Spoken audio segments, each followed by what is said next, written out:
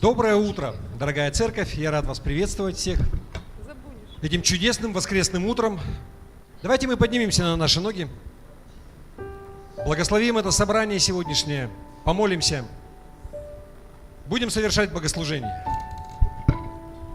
Отец Небесный, Господь, благодарим Тебя за милость Твою, благодать к нам, за то, что мы могли прийти сюда своими ногами, Господи, за то, что мы стоим здесь, и мы можем поклоняться Тебе, славить Тебя и слышать Твой голос, Господи.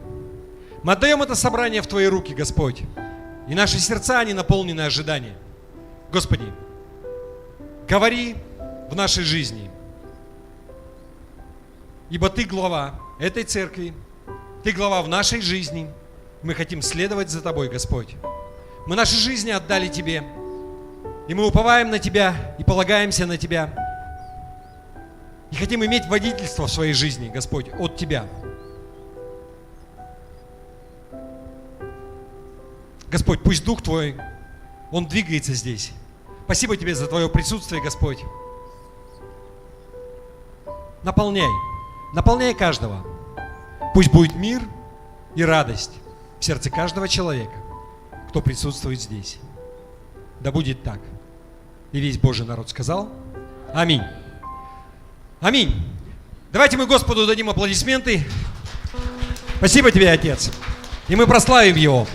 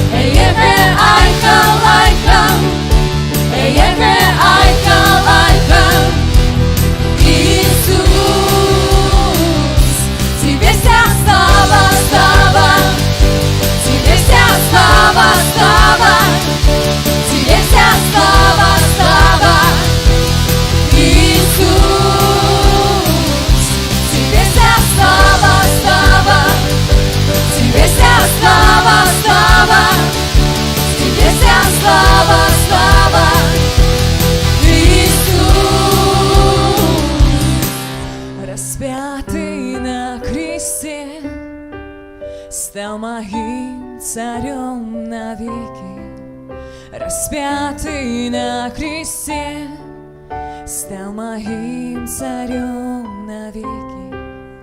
Распятый на кресте, стал моим царем навеки, распятый на кресте, стал моим царем навеки. Меня спас, грехи простил, и на том кресте освободил. Тебе вся слава, слава, тебе вся слава, слава, тебе вся слава, слава, Иисус. Тебе вся слава, слава, тебе вся слава, слава, тебе вся слава, слава, Иисус.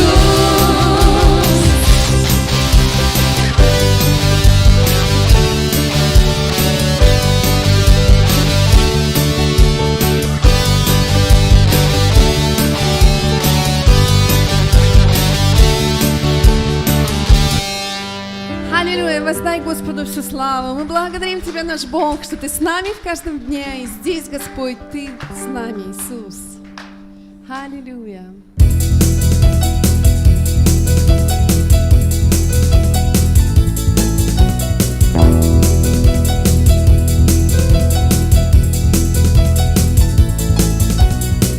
Я верю в Тебя, Господь Иисус. Я верю Твоим словам, мой Бог. Верю я в силу Твою. Знаю, Ты никогда не оставишь меня. Знаю, будешь хранить меня всегда. Ты так сильно любишь меня. Я громко воскликну: аллилуйя! Горы падут, ветры утихнут. Я громко воскликну: аллилуйя! И мир Твой наполнит меня. Твой мир наполняет меня. Твой мир наполняет меня. Твой мир наполняет меня. Твой мир наполняет меня. Ты меня исцелил, мою жизнь изменил, в мое сердце покой и мир излил. Ты меня освободил, и теперь каждый день я иду за Тобой, и Тебя не оставлю я, Бог мой. Навсегда я буду с Тобой. И выше руки. Я громко воскликну: аллилуйя!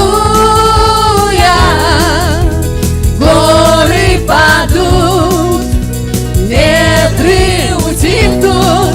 Я громко воскликну: аллилуйя! И мир Твой наполнит меня.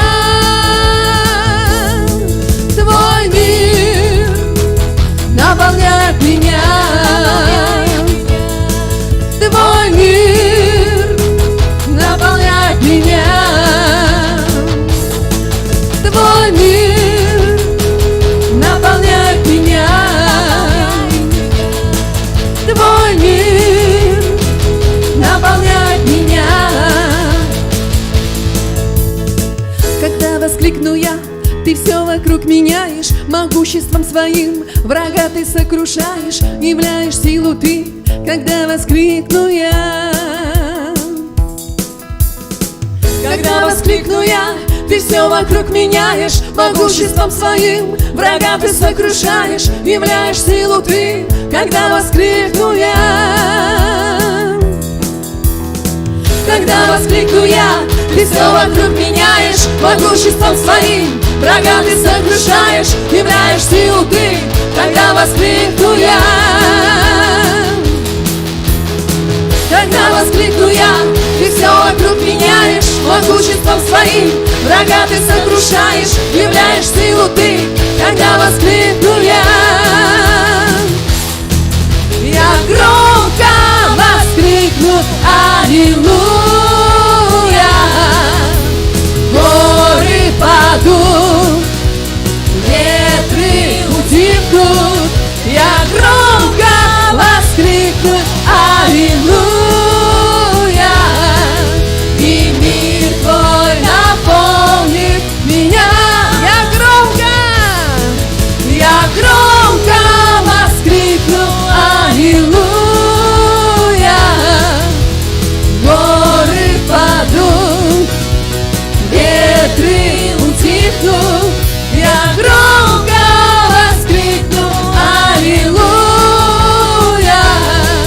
И мир твой наполнит меня. Твой мир наполняет меня. Твой мир наполняет меня. Твой мир наполняет меня. Твой мир наполняет меня.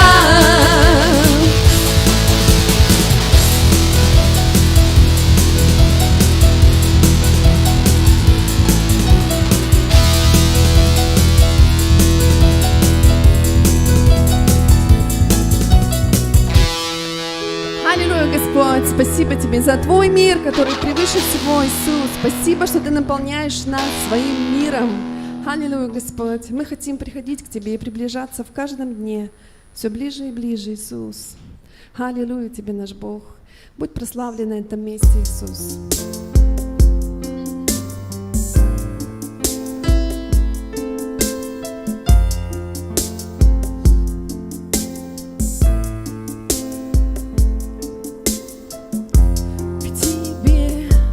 Прихожу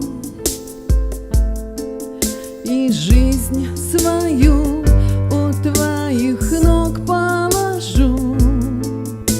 Все грехи мои Ты знаешь, беззакония свои осознаю.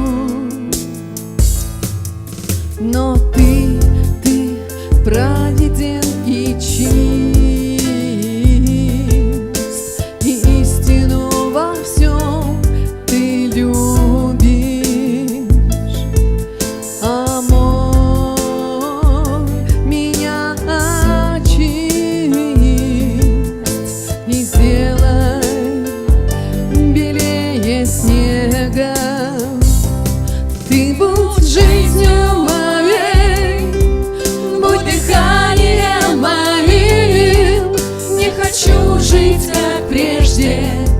Хочу быть полностью Твоим.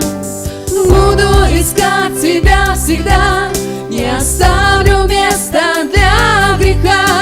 Могущественным духом укрепи меня. Ты праведен и чист, и истину во всем Ты любишь.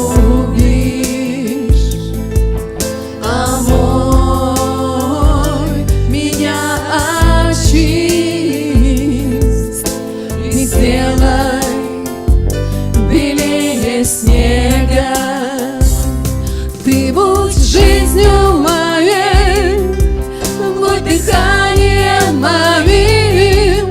Не хочу жить как прежде, хочу быть полностью Твоим.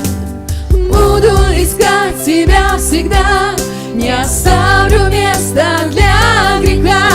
Могущественным духом укрепи меня. Сердце чистое сотвори во мне, и дух правый обнови. Славу свою мне вновь покажи, и Духа Святого от меня не отними. Ты будь жизнью моей, будь дыханием моим. Не хочу жить, как прежде, хочу быть полностью твоим. Буду искать тебя всегда, не оставлю места для греха. Могущественным духом укрепи меня. Ты будь жизнью моей, будь дыханием моим.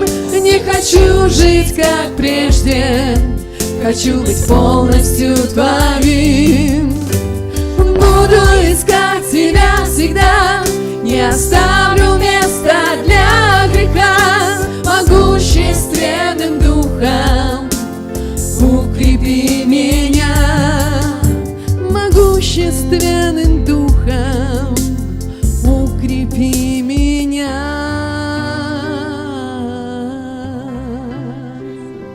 Спасибо, Господь, что Твой Дух Святой с нами, и что Ты укрепляешь нас в каждом дне Своим Духом, Иисус. И мы хотим приближаться к Тебе, наш Бог. Благодарю Тебя, Иисус. Аллилуйя Тебе, наш Бог.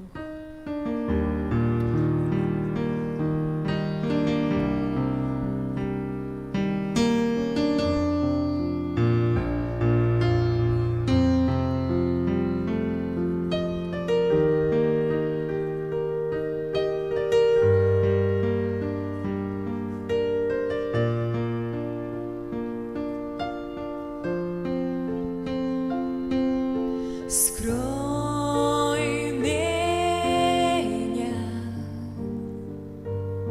своим крылом, сохрани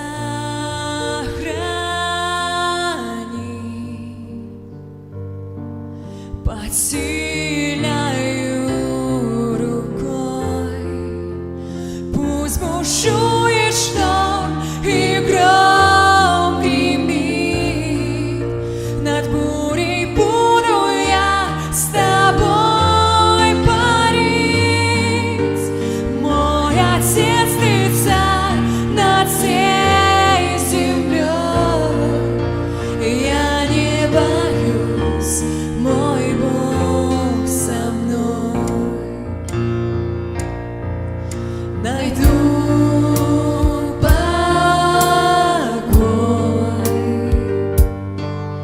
Тебе, Христос, верю я в могущество Твое. Пусть бушует шторм и гром гремит, над бурей буду я с тобой парить. Мой Отец, Ты царь над всей землей. Я не боюсь, мой Бог со мной.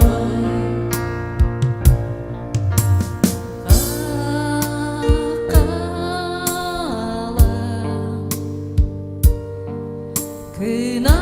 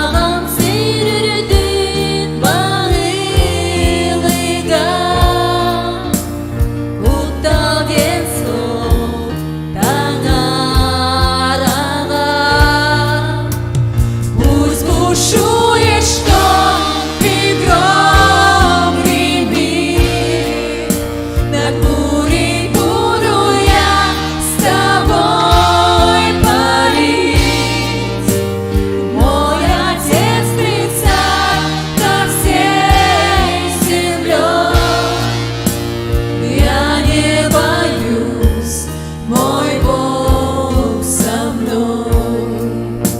Я не боюсь, мой Бог со мной. Я не боюсь, мой Бог со мной. Аллилуйя, Господь. Спасибо, что Ты с нами, что нам нечего бояться, потому что Ты наш Отец, любящий и заботливый. И Ты охраняешь нас и защищаешь в каждом дне. Мы благодарим Тебя, наш Бог.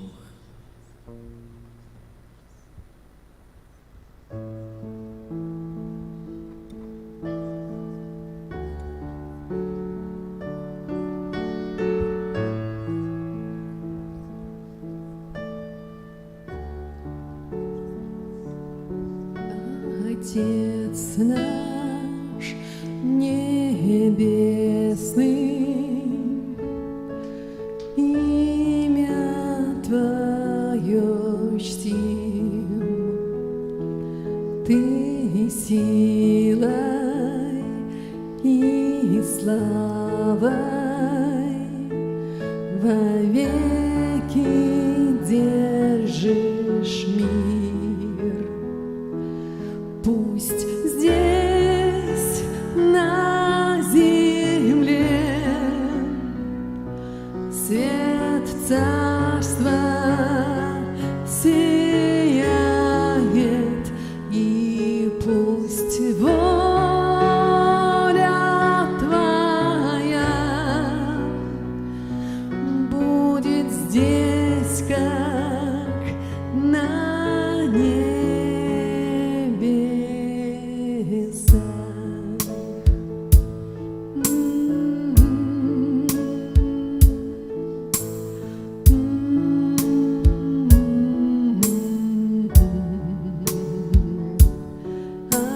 Отец наш небесный, имя Твое чтим, Ты силой и славой вовеки держишь мир. Пусть здесь,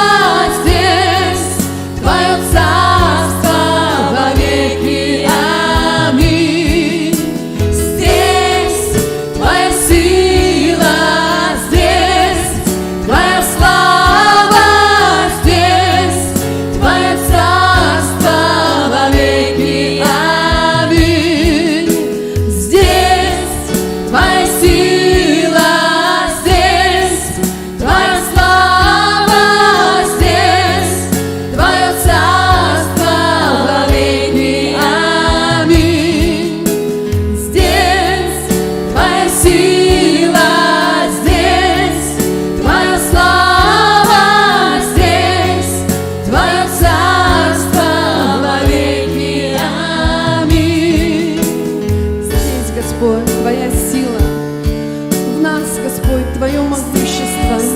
Мы, Господь, Твои дети, и Ты обитаешь в нас своим могущественным духом, Господь. Пусть сила Твоя распространяется через нас, Господь.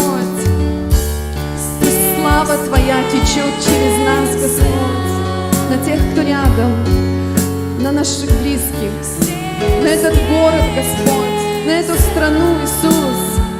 Наполняй, Иисус, распространяйся, Иисус, через нас, Господь.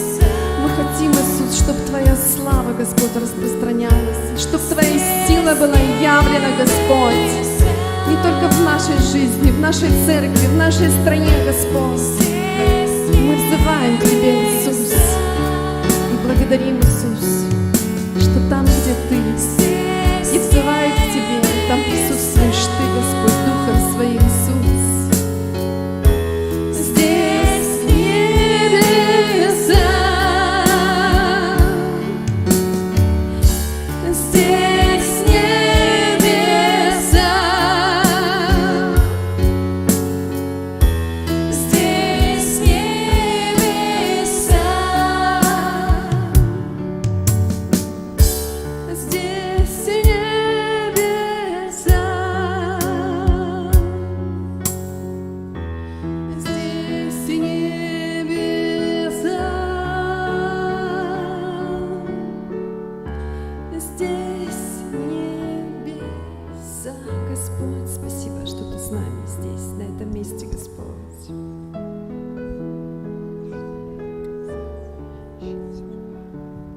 Отец Небесный, Господи, благодарим Тебя за Твое присутствие, за Твою благодать в наших жизнях, Господь. Мы обращаемся к Тебе с молитвой и просим Тебя, Господи, благослови каждого, у кого есть какая-то немощь и недуг в нашей церкви, Господь. Где бы они ни находились, здесь в зале или, может быть, по домам. Если ты здесь сейчас и у тебя есть какая-то болезнь, прямо сейчас провозгласи исцеление пред Богом. Просто говори Ему и молись. Отец, мы провозглашаем божественное здоровье в жизнь каждого человека в нашей церкви. Господи, благослови. Благослови полным исцелением во имя Иисуса Христа. Я прошу Тебя, Господи, пусть не будет никакого болящего здесь, Господь, во имя Иисуса. Аллилуйя. Господи, Ты победил смерть, Ты победил болезни, и Ты наш Господь, и Ты всесилен, Господь. И мы уповаем на Тебя, и мы знаем, что Ты можешь совершить это. И мы просим Тебя, Господь, пусть исцеление это будет реальностью, Господи. Господь, мы просим Тебя также за исцеление отношений, что может быть даже сложнее, чем физическое здоровье, Господи. Прямо сейчас я провозглашаю исцеление от ран, духовные, душевные раны, непрощение, которое есть. Я провозглашаю полное освобождение от этого во имя Иисуса Христа. Господь, пусть будет полное освобождение, полная свобода. Там, где Дух Господень, там свобода. Пусть это будет реальностью, Господь. Аллилуйя. Аллилуйя, Господь. Господи, мы просим Тебя, дай нам переживать Тебя. Дай нам слышать голос Твой каждый день нашей жизни.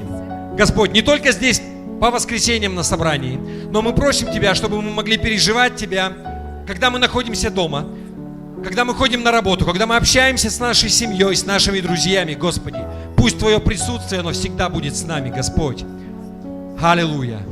Аллилуйя, Господь. Господи, мы просим Тебя также за все церкви в нашем городе, в нашей республике и в нашей стране, Господь. У Тебя одна церковь, много поместных общин, Господь. У каждой общины свое предназначение. И мы сейчас благословляем каждую общину, Господь, где бы она ни находилась, Господь, благослови. Мы не проповедуем церковь, мы проповедуем Христа распятого. Пусть это будет также для всех, Господь. Пусть люди приходят ко Христу. Пусть они узнают Бога, Господь. Мы только радеем за это, Господь. Аллилуйя. Благослови пасторов. Благослови служителей в других церквях, Господь. Поднимай их, Господь. Пусть будет огонь, пусть будет вдохновение, Господи. Аллилуйя. Аллилуйя. Пусть Твоя рука будет над ними. Будешь указывать им путь и будешь вести их. Мы также просим Тебя, Господь, за руководство нашего города, нашей республики и за руководство нашей страны. Господь, пусть у нас будут с ними хорошие отношения. У нашей церкви, вообще у всех церквей, Господь, по возможности. Чтобы нам вести жизнь тихую и безмятежную, как написано, Господь. Мы также просим Тебя о том, чтобы была мудрость у них в принятии решений. Господь, сложная обстановка в стране, большая ответственность на них. И мы просим Тебя, Господь, дай мудрости просто. Чтобы они принимали такие решения, которые будут в соответствии с Твоей волей. Такие решения, которые будут менять жизнь людей в нашей стране, в нашей республике и в нашем городе к лучшему, Господь. Мы просим Тебя, Отец, пусть жизнь людей, несмотря ни на что, она меняется к лучшему, Господь. Господи, мы просим Тебя, чтобы молодежь, она больше и больше занималась спортом, отказывалась от вредных этих привычек, Господь, от алкоголя, от наркомании, Господь. Пусть все больше познают Тебя, пусть строят здоровые семьи. Пусть это будет в нашей стране, пусть это будет реальностью. И весь Божий народ сказал: Аминь. Аминь. Аминь. Да будет так. Еще раз доброе утро. Рад вас приветствовать. Не садитесь. У нас опять много людей появилось во время прославления. Подойди минимум к 3 человекам, которых ты видишь либо первый раз, либо давно не видел. И скажи что-нибудь приятное. Благослови как-нибудь, скажи, как ты хорошо выглядишь. Не стесняйся, это вообще, это прямо обязательно. Нужно подойти и что-нибудь хорошее сказать.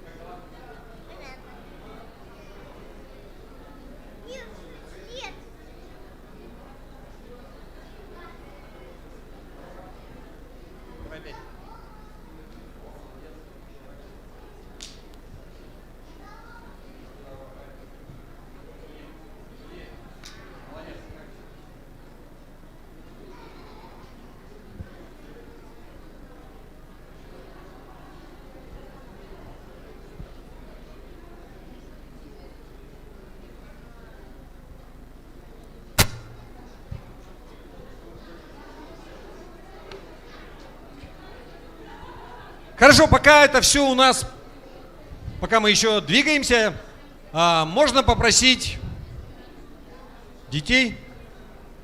Нет, давайте пока без детей. Дети, идите обратно. Стойте. У нас сегодня изменения. Хорошо, присаживайтесь на свои места. И сегодня я бы хотел с вами поделиться радостной вестью.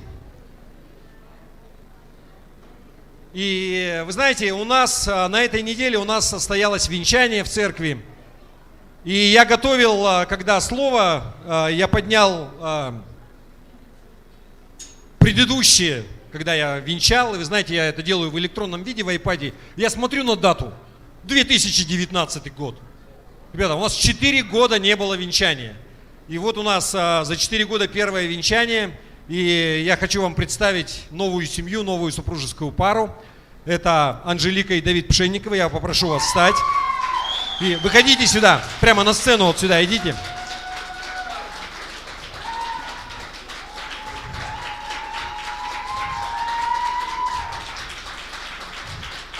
Красивая пара. Вообще так радостно, потому что я на похоронах был больше за эти 4 года, чем на свадьбах. И это не потому, что я такой старый, наверное. У всех такой, да, бывает период. Все мы в 18 лет больше по свадьбам ходим, потом как-то все меньше и меньше. Но не в этом суть.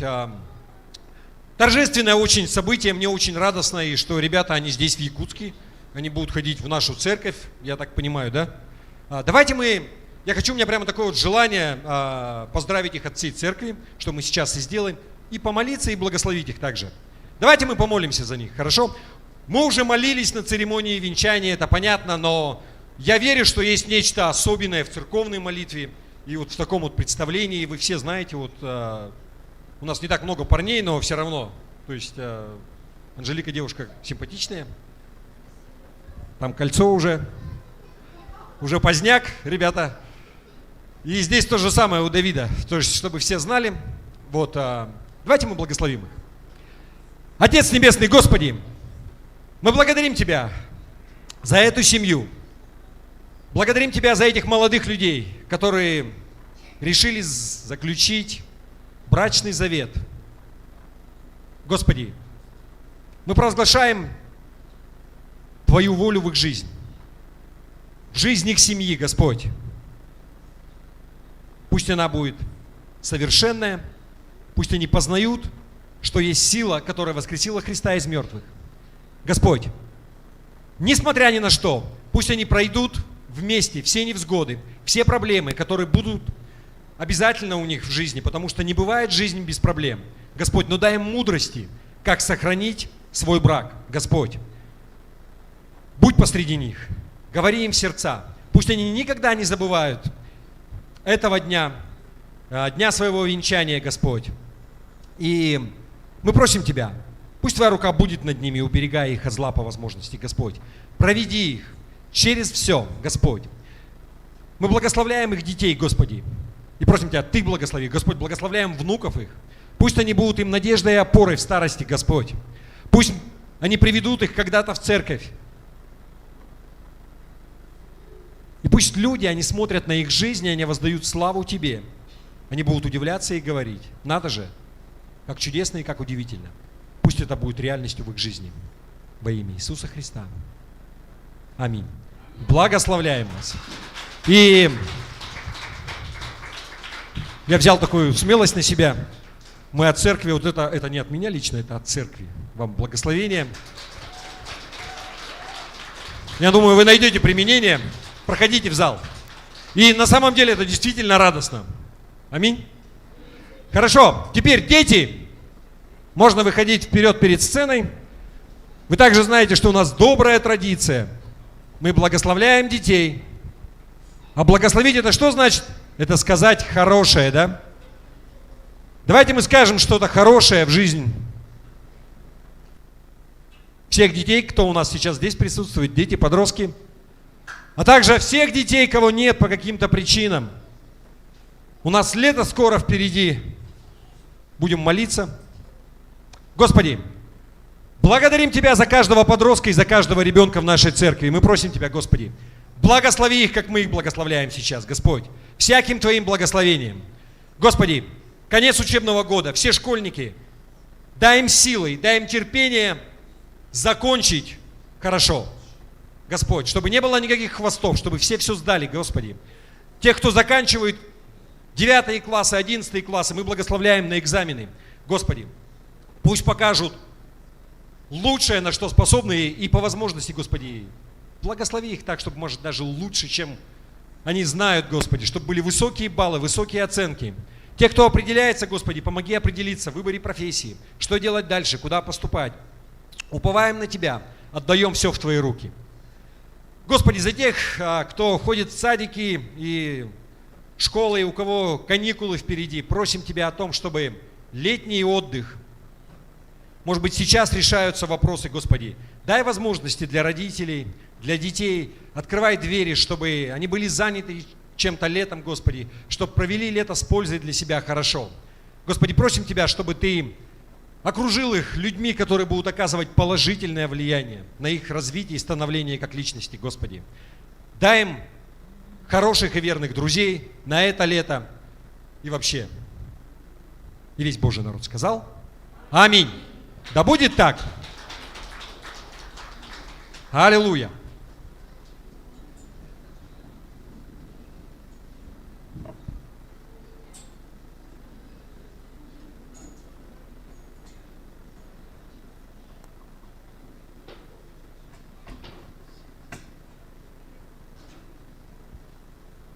Да, дети могут идти на воскресное служение. И еще одна важная часть нашего служения – это десятина и пожертвование. И можно попросить ведра уже пустить по залу. Вы знаете, что мы не так часто и много говорим об этом, но ни для кого не секрет, что церковь она существует на пожертвования, которые мы даем.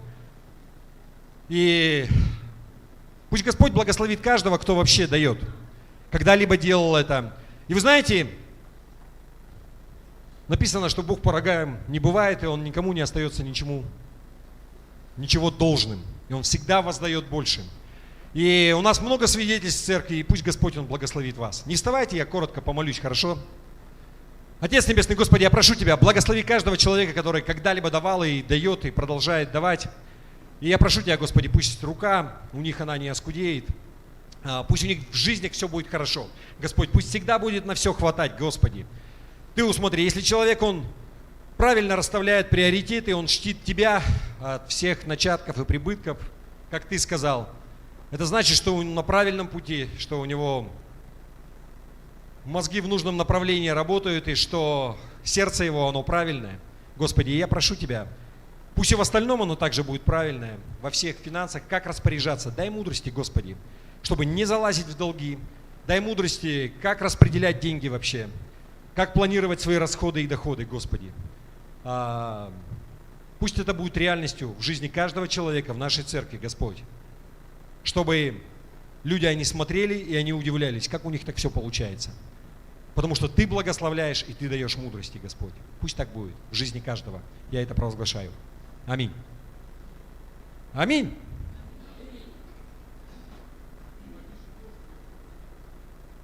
Нет, нельзя. Если вам что-то не нравится, вы можете сесть чуть-чуть дальше. Вы первый раз пришли, вас первый раз вижу, и вы мне сразу какие-то претензии предъявляете. Да? Это здорово. Есть такая пословица, не нужно ходить со своим уставом в чужой монастырь. Хорошо?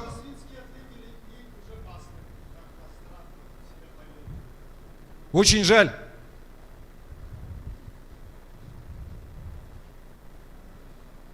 Сегодня я бы хотел поговорить с вами на очень важную тему.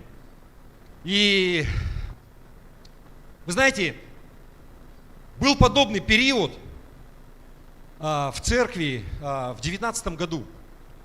Я помню, я очень много молился, и потом начал проповедовать. И я ждал, что будут перемены в церкви. И перемены действительно, они начинались, они шли. Но, вы знаете, это были не те перемены, которые я ожидал. Я думал, у нас там сейчас такие служения подымутся, там и это. И правда, знаете, я вот посмотрел, там, подряд просто несколько месяцев вот были проповеди про перемены, как это важно, и как это все. И я верю, что это было от Бога, но Бог готовил нас совершенно к другим вещам. Вы знаете, что потом разразился ковид, и такие перемены наступили, что мы даже одно время вообще не проводили собрания. У нас одно время в церкви мы все заболели, в том числе и я заболел. И мы тут даже закрывались. Как бы я помню, мы приехали, у меня машина стояла, закрылись, потому что все болеют, объявление сделали. Все равно люди приходили, стучались, садили там подальше. Но к чему я это? Вы знаете, Бог, Он все может повернуть во благо. Если посмотреть в масштабах страны, что происходило вообще с церковью? Вы знаете, я думаю, что никто не любит перемены вообще. Люди не любят перемены. А церковь, это же, она из кого состоит? Она состоит из людей, которые живут в нашем обществе. И когда ты приходишь и ты говоришь, какие-то там странные или это, так их же не с Марса завезли. Они пришли с улицы. Мы все из нашего города, из нашего окружения. И мы отражение, в том числе, нашего общества. Вы согласны? Мы отражение того, что вообще происходит. И тогда про перемены. Вы знаете, церковь, она также не любит меняться. И евангельская церковь, она не исключение. И я думаю, что до сих пор евангельские церкви, вы знаете, протестантские церкви, единицы бы, кто присутствовал бы в интернете, если бы не ковид. Сейчас заходишь в YouTube, там все. Трансляции есть у всех. Но я думаю, что если бы не было пандемии, никого бы там не было. Сейчас нет проблем, знаете, найти какую-то проповедь. И на самом деле я верю, что это воля Божья, чтобы церковь, она присутствовала также в цифровом пространстве. Потому что все переходит туда. Вся жизнь уже давно там. Мне кажется, телевизор, он уже просто... Кто смотрит телевизор? Есть такие люди у нас? Дмитрий Петрович, понятно? У меня папа тоже смотрит. Вы знаете, у нас есть коробочка такая вот, которая, телевизор показывает, подключена.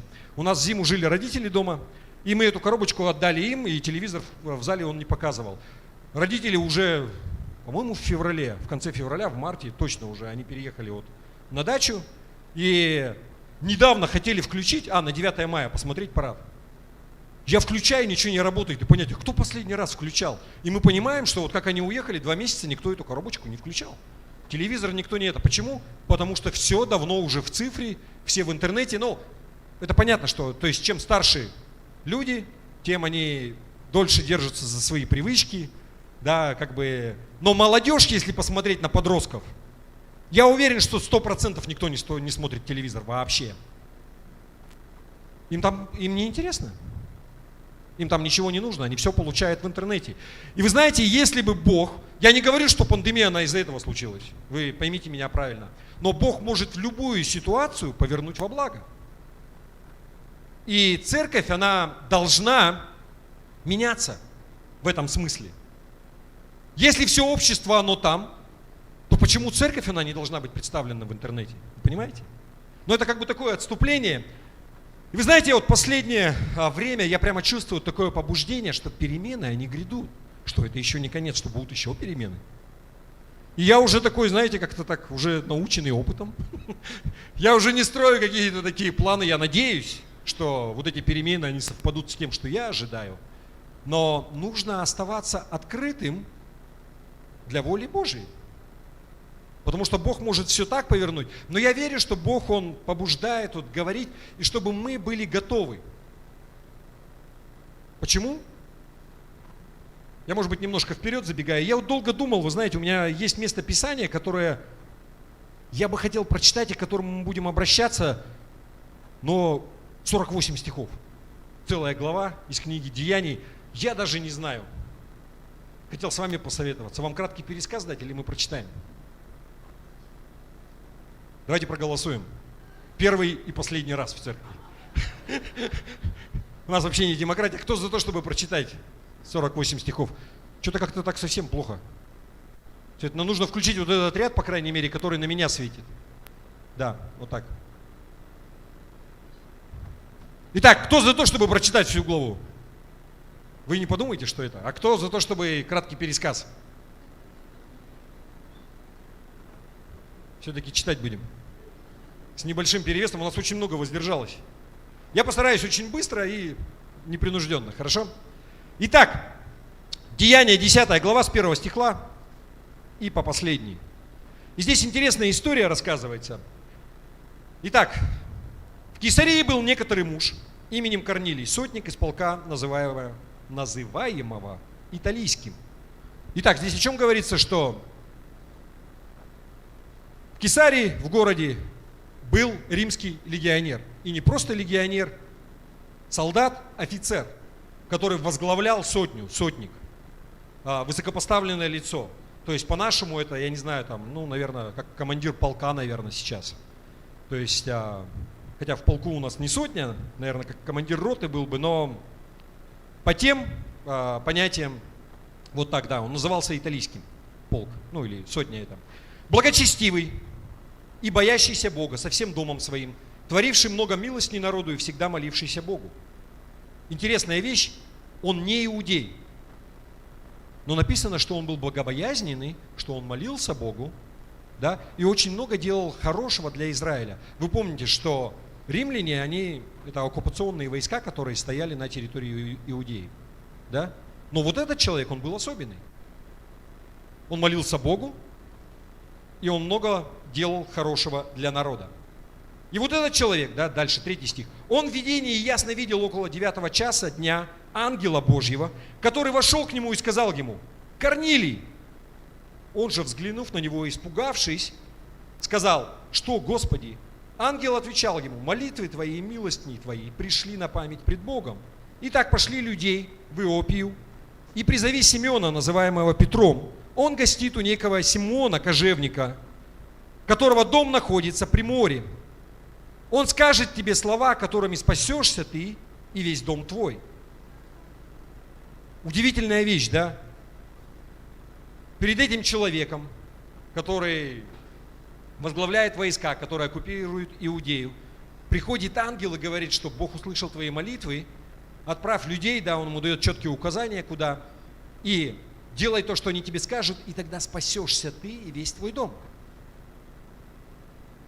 Когда ангел, говоривший с Корнилием, отошел, то он, призвав своих слуг, двоих из своих слуг, и благочестивого воина, из находившегося при нем, и, рассказав им все, послал их в Иопию. На другой день, когда они шли и приближались к городу, Петр около 6 часа взошел наверх дома помолиться. Итак, дальше мы переносимся. Ангел сказал ему, чтобы он послал людей найти Петра, того самого Петра, Петра апостола. Петр на следующий день, да, около 6 часа зашел наверх дома, кто был в Израиле или вообще на востоке, знаете, да, дома с плоскими крышами, наверх можно подняться. Сейчас много где там эти крыши не достраивают, там всякие бойлеры такие стоят, то есть по ним можно ходить до сих пор, да. И он зашел туда помолиться, и почувствовал он голод, и хотел есть. Между тем, как приготовляли, он пришел в выступление и видит отверстное небо, исходящий к нему некоторый сосуд, как бы большое полотно, привязанное за 4 угла и опускаемое на землю. О чем здесь говорится? Что Петр зашел помолиться наверх дома, он ходит по крыше, захотел есть, попросил там, чтобы приготовили, и начали ему готовить. А он пока ходит, здесь вот написано в выступлении, знаете, он впал в такое состояние транса.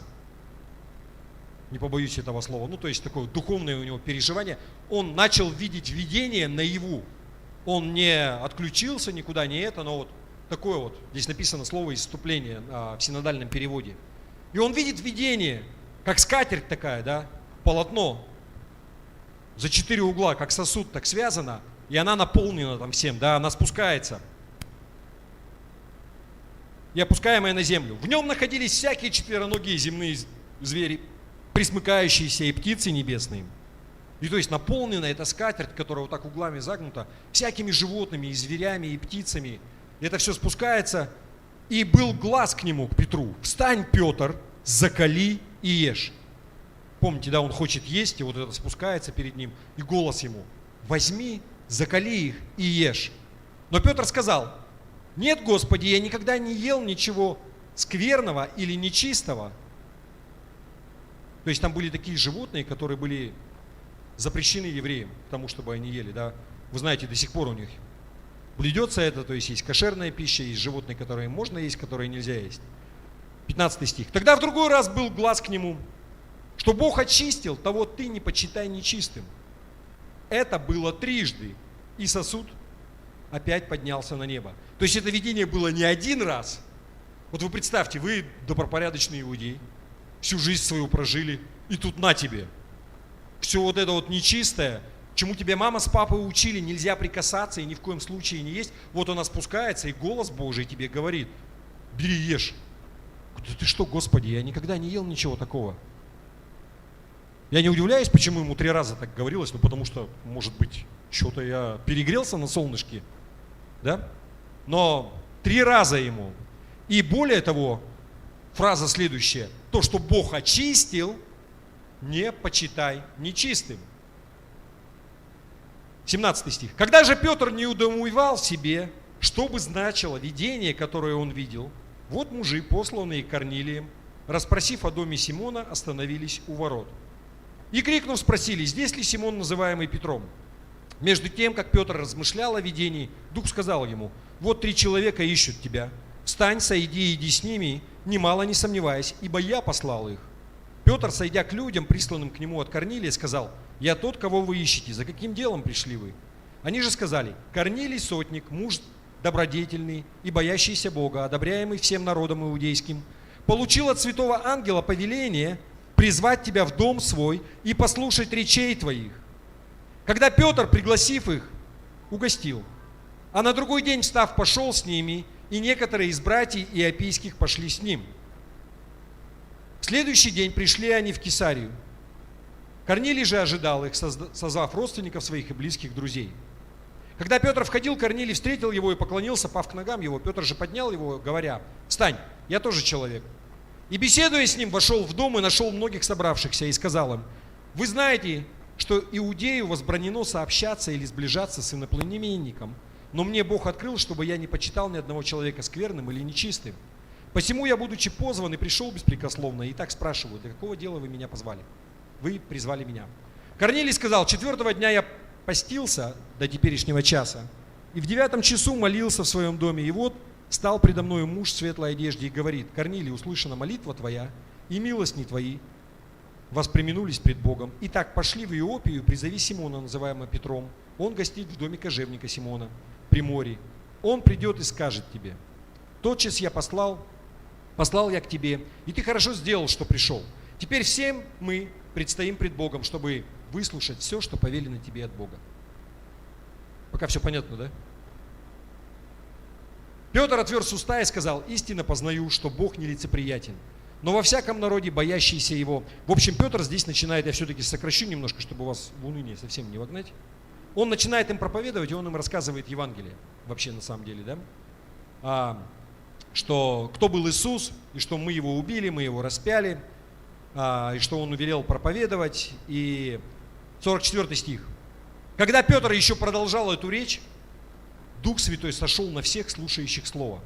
И верующие из обрезанных, пришедшие с Петром, изумились, что дар Святого Духа излился и на язычников, ибо слышали их, говорящих языками и величающих Бога. Тогда Петр сказал: «Кто может запретить креститься водою тем, которые, как и мы, получили Святого Духа?» И велел им креститься во имя Иисуса Христа. Потом они просили Его пробыть у них несколько дней. Фух. Вы все знаете эту историю, я просто хотел, чтобы вы освежили ее в памяти, и чтобы вы понимали, что вообще происходит. Церковь не так давно была основана, вот к этому времени прошло 3 или 4 года с момента распятия и воскресения Иисуса, как сошел Дух Святой, как основалась церковь. И то, что мы здесь читаем, происходят просто глобальные, я не побоюсь этого слова, глобальные перемены для всей церкви. И я, знаете, я размышлял,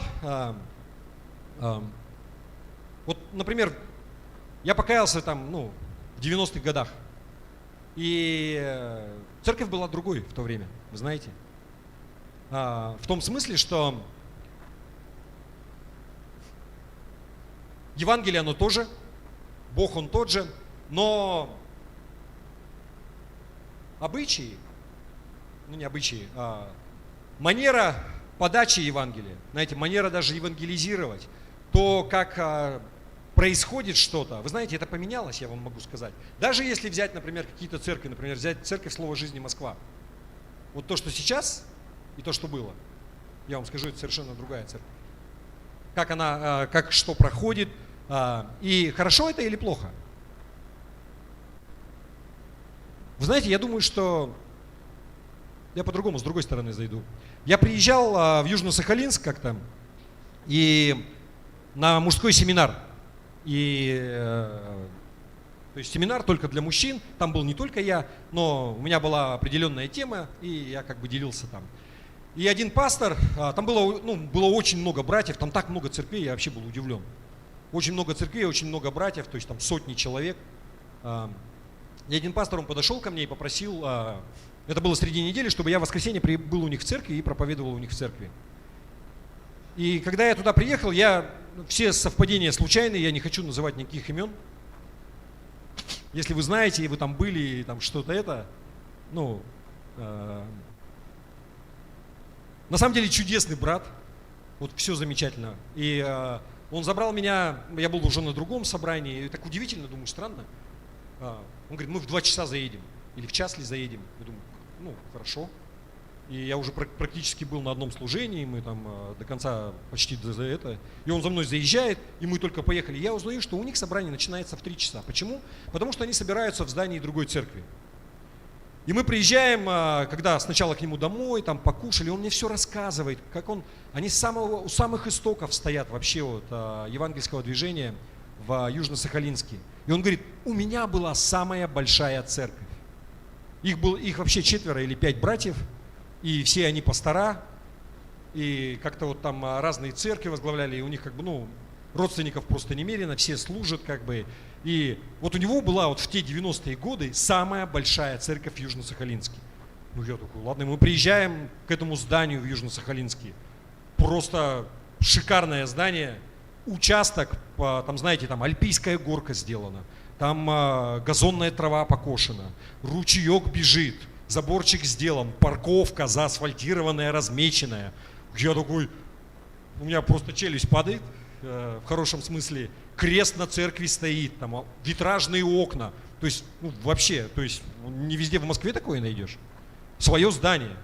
И более того, там участок этот куда-то еще продолжается, и там дальше идет стройка, и они строят новое здание вроде бы. А потом мы туда поднимаемся, он мне говорит, слушай, мы, говорит, здесь просто здание снимаем у моего родственника. И то есть вот эта вот церковь, это его родственника. Но так как он мне говорил, что у него церковь, она такая большая, у меня тут прямо такие ожидания. И потом собираются люди, и я понимаю, знаете, там людей гораздо меньше, чем у нас в зале сейчас. И там такой шикарный зал, большой. И вот эта вот, знаете, группка людей, которая там стоит, это еще больше просто в глаза бросается. И вот оно было когда-то самая большая церковь. И начинается собрание, и я начинаю догадываться, почему, наверное, вот это вот все происходит сейчас. Вы знаете, меня попросили проповедовать, но передо мной вышел еще один проповедник. И он задвинул полноценную проповедь минут на 50. А сначала была молитва и там какие-то вещи, и я выхожу, и люди уже просидели 2 часа в зале. И мне еще надо говорить, и я тоже приготовил слово. Я просто с ужасом вот иду и думаю, как? И то есть я потом еще говорю им слово, и потом еще это все тянется. Короче, мы выходим там в 7 часу, потом оттуда, и как-то... и вообще все вот это, знаете, вот такое... Я хотел увидеть хотя бы одного молодого человека в зале. Я такой потом смотрю, да, сидят такая, молодая пара. Думаю, здорово, хоть кто-то есть. Потом оказалось, что это его дочь с мужем. Чудесные братья, вы не поймите меня неправильно. Они проповедуют правильное слово, они проповедуют Христа.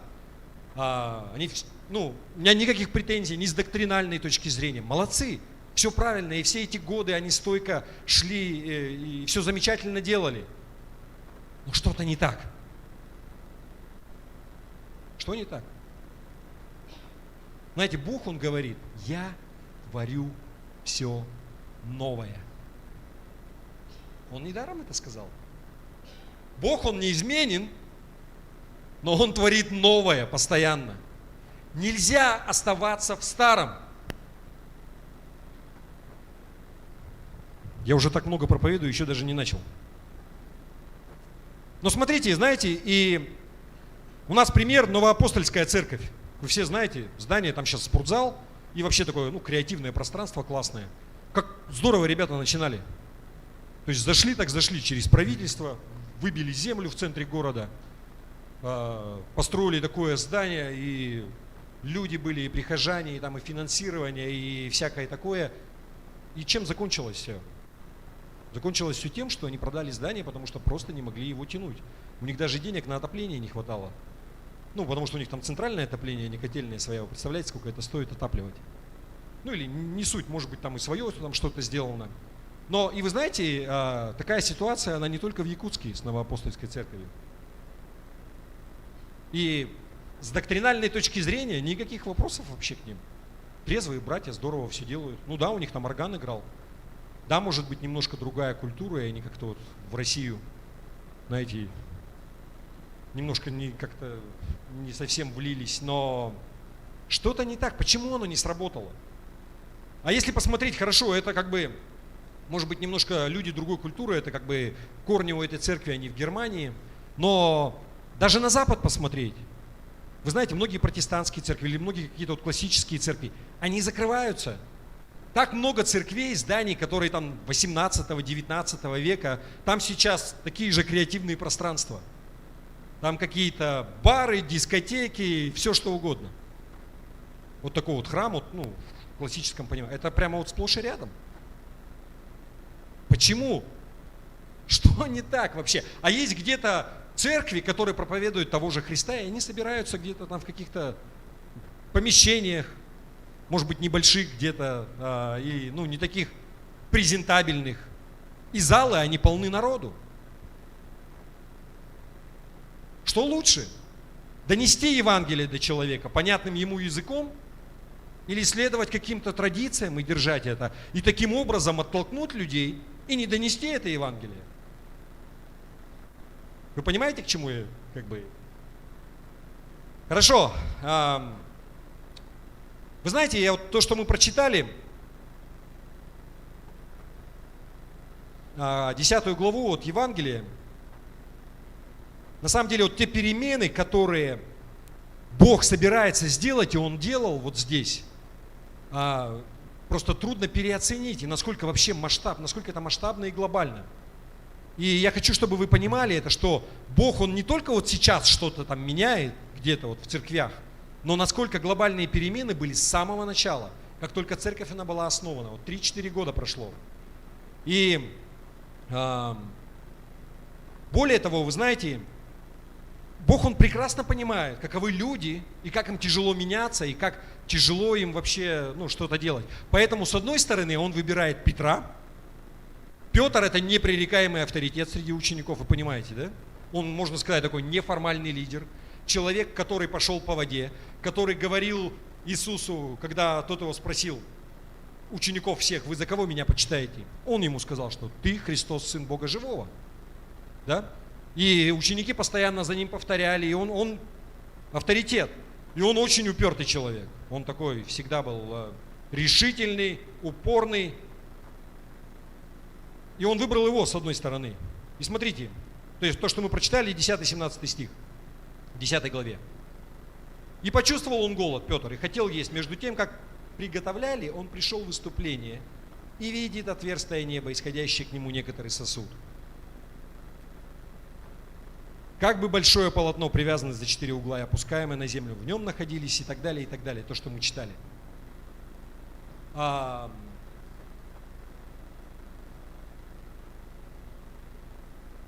Бог вот в этом видении, которое Он дал Петру, Он говорит, сейчас будет новое, будут перемены. И такие перемены, Петр, он был хороший иудей, вы понимаете, да, в хорошем смысле. Человек, который чтил закон, соблюдал все обряды и обычаи. Он говорит, что ты что, Господи, я никогда не ел вот этого всего. И вы знаете, да, что Бог изначально в законе Моисеевом заповедовал. Давайте мы прочитаем Второзаконие, 14 глава, 6-8 стих, потом 10 и 12-14 выборочно.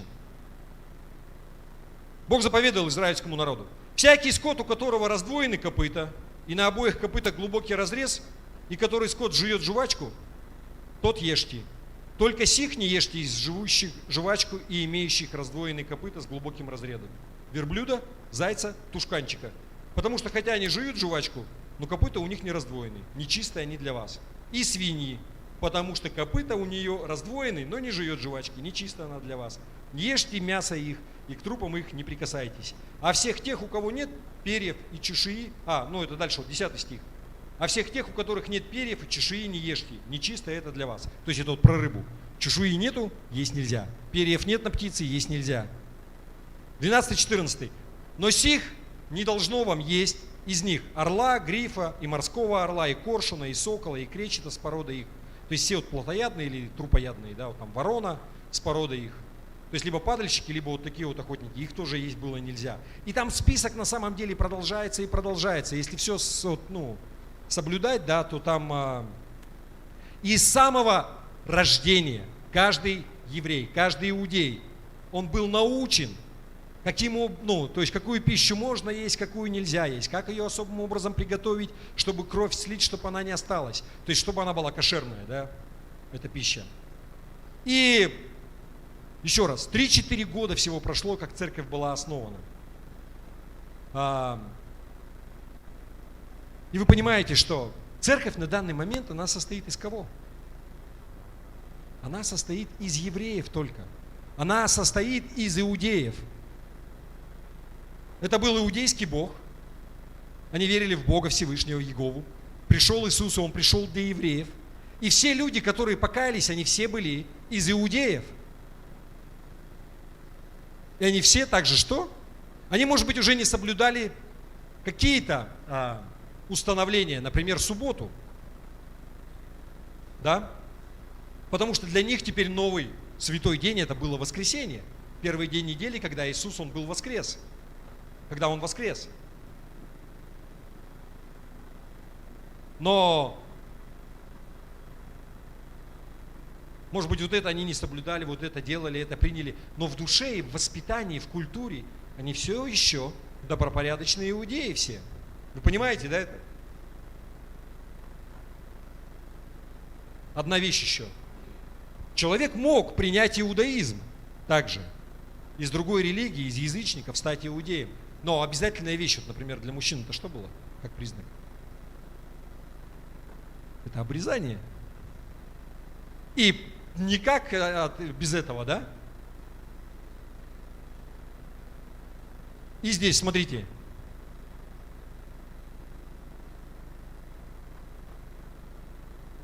Второй, 3 стих. Давайте мы, Деяния, 11 глава, 2-3 стих. И когда Петр пришел в Иерусалим, уже после всех этих событий, мы 10 главу читали, обрезанные упрекали его, говоря: ты ходил к людям необрезанным и ел с ними. Смотрите, Женя, что ты вообще, как ты мог зайти в дом к ним? Ты пошел, ты сел с ними за одним столом, ты ел с ними. Потому что это еще одна вещь, которую добропорядочный иудей, он также избегал. Ему нельзя было сообщаться с язычниками. Они язычников называли псами языческими. Здесь такая негативная коннотация, не в смысле такие вот щеночки-песики красивые, но собаки неверные, да, вот как сейчас, если переводят. Отношение, оно было такое, не сообщались. В браке это вообще табу, даже про это не говорится. Но в дом не ходили, не дружили. Если ты что-то даже на рынке покупал у язычника, если это покупал добропорядочный иудей, он приходил домой, это нужно было помыть, чтобы смыть всю эту грязь. До такой степени. И единственный способ, когда иудеи не могли принять язычника, это только через обрезание. Вот. Примешь иудаизм, все, тогда ты наш. Не примешь. Но смотрите, и то же самое, оно происходило в церкви. Вот все верующие, которые были, они были из иудеев. Вы понимаете, да, это? Вы понимаете или не понимаете? Я понимаю, что я вас загнал немножко в такое, говорю много, уныние какое-то, обрезание, не обрезание. Но я хочу, представьте, иудейский народ, из их людей, это отражение вот этого общества, основалась церковь. Еще раз, верующих не с Марса завезли. Это вот те люди, которые выросли, которые ходили в этой традиции, которые впитали вот это все. И которые соблюдали дальше эти традиции. И здесь Петр видит вот это вот все, да? И Бог говорит ему, может быть, немножко вперед забегая, что Бог очистил, не почитай нечистым. Итак, Бог собирается просто глобальные перемены в церковь нести. И Бог знает, что люди в церкви, они точно такие же, как и везде. И никто не любит перемены. Знаете, приписывают эту фразу Марку Твену, писатель такой был, что он сказал, что единственный, кто хочет перемен, это младенец в мокрой пеленке. да? И то вот смотрите, сейчас вот как бы смеются люди старшего поколения, кто еще знает, что такое пеленка. Потому что у нас общество настолько изменилось, что сейчас как бы и пеленок-то особо, вот так молодежи скажи, они сразу в памперсах. В смысле, что там? Ну даже памперс, ну вы понимаете, даже эта фраза, она уже устаревает. Как пример. Но людям не свойственно вообще. Мы привыкли, мы уже знаем, это всегда так было. А зачем нам делать по-другому? А почему вот это вот? А здесь вот представьте, вот Господь. То есть сначала разрыв шаблонов. Ты верил в Бога, приходит кто-то и говорит, что я сын Божий. Это вообще богохульство. Для них, да, было? Он умер, воскрес, вот это все происходит, это вообще непонятно, как там с головой. Ну хорошо, ладно, но все равно мы из иудеев, мы же Господа чтим. А сейчас Бог говорит, что Он язычников приведет. И не просто язычников приведет, так их еще и обрезывать не надо. Их сначала не нужно обращать в иудаизм, для того, чтобы они стали христианами. Я немножко вперед забежал. Итак, каким образом Бог это делает? Он берет язычника, но немножко смягчает ситуацию. Не просто какого-то язычника, да, но высокопоставленный военный, который очень хорошо относится к иудеям, и как бы эти люди знают, что у него хорошая репутация, и что человек-то он неплохой. Ну да, собака языческая, но как бы человек хороший. То есть ну, не так уж прямо сильно там это делает добро людям и вроде Бога чтит, что к нему можно подойти. Вы понимаете, да? И то есть здесь Корнилий, сотник, муж добродетельный, боящийся Бога, и здесь одобряемый всем народом иудейским. Это в 22 стихе написано.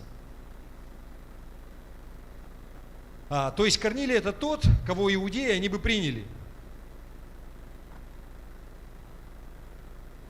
С другой стороны у нас Петр, человек, который имеет авторитет среди учеников. Здесь человек, который имеет уважение, да? Но, несмотря на это, даже когда он Петру это говорит, вот вы представьте, это же, ну, мы когда читаем, проскальзываем, да, вот это все, и как-то значение, может быть, не придаем, но он ему 3 раза это видение дает. Я вам больше скажу, нигде в Библии больше такого нету. Нигде Бог 3 раза никакого видения не показывает одного и того же человеку. Бывало 2 раза. Иногда он как бы на ту же тему там что-то другое дает. Но здесь он ему подряд 3 раза. Господи, да не может быть. Он ему еще раз. Не почитай нечистым, что Бог очистил.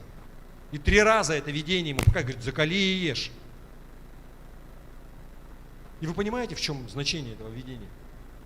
Приходят эти люди как раз в этот момент, и они ведут его к язычникам, и он говорит, Бог, он помнит эту фразу, что Бог очистил, не почитай нечистым. И поэтому он идет туда смело.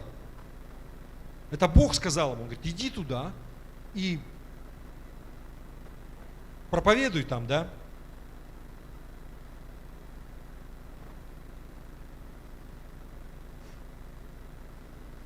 Но самое важное, да, все равно, знаете, вот такое вот, Петр готов, хорошо, вот он идет, и он такой, для него уже шаг, вот пойти к язычникам, знаете, и вот он подвергается осуждению, ему потом многие говорят, как ты вообще туда пошел, к этим язычникам, ты там сидел с ними и ел, и говорил им что-то, да? Даже уже это, как бы, ему потом братья выговаривали из обрезанных, которые такие все. Ну мы-то правильные верующие. Как ты мог туда пойти, как ты вообще там с ними сидел? Но самое интересное еще потом дальше, Петр, он тоже был готов, ну хорошо, сейчас я им там попроповедую, братья будут готовы, мы их обрежем и потом крестим, примем веру. Но пока он еще говорит,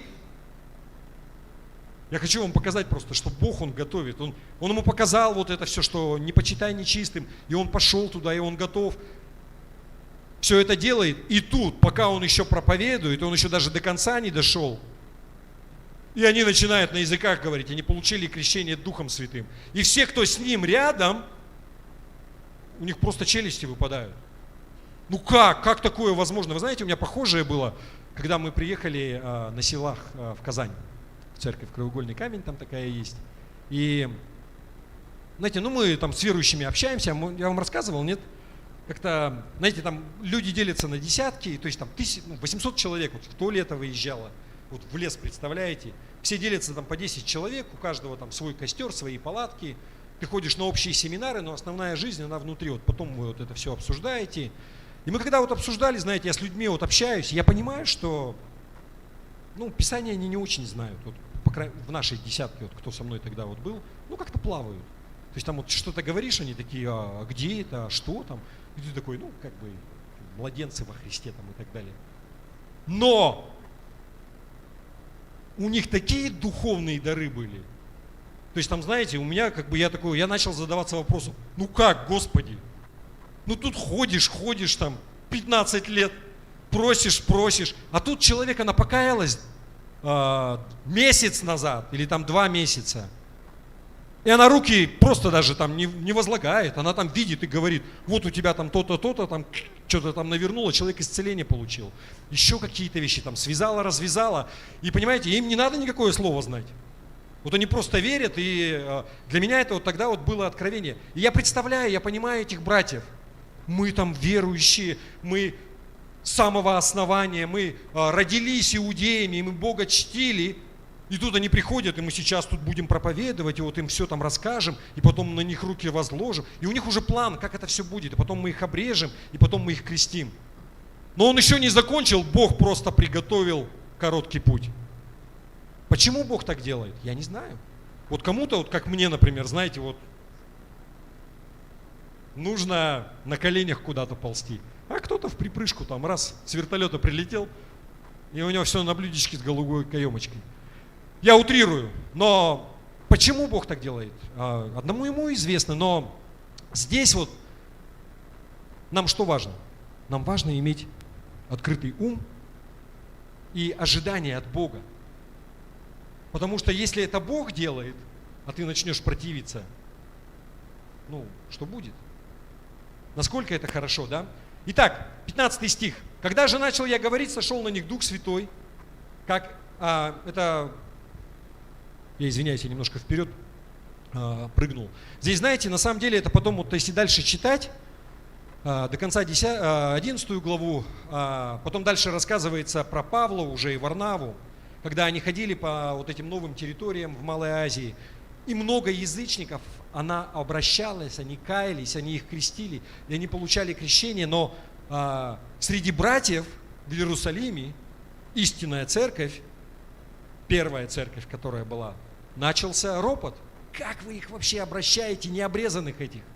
И это настолько такая прям большая проблема была, что они собрали конференцию, вот где-то через год после вот этих событий.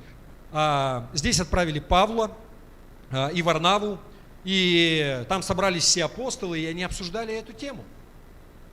И там вот уже потом Петр, вот в 15 стихе 11 глава, он говорит, рассказывает просто вот про это событие. «Когда же начал я говорить, сошел на них Дух Святой, как и на нас в начале».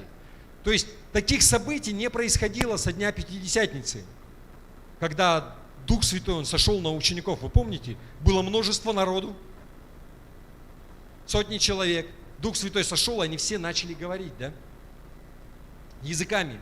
И они думали, что это прямо вот такое особенное, это вот как бы оно никогда не повторяется. А тут Бог делает для язычников это. И потом дальше, смотрите, здесь вот в 10 главе 47 стих, то, что мы читали. «Кто может запретить креститься водой тем, которые, как и мы, получили Святого Духа?» Зачем Петр, он задает этот вопрос? В смысле, кто может запретить? Ну, потому что, давайте мы посмотрим, 10 глава, 45 стих. «И верующие из обрезанных, пришедшие с Петром, изумились, что дар Святого Духа излился и на язычников». Здесь, знаете, вот прямо подчеркнуто, вот эти вот братья из обрезанных, которые с Петром пришли, ну, они были очень сильно удивлены. Ну, как такое возможно вообще? Ну, знаете, Бог, Он ломает стереотипы. Бог, Он ломает стереотипы, и у Него есть свои планы.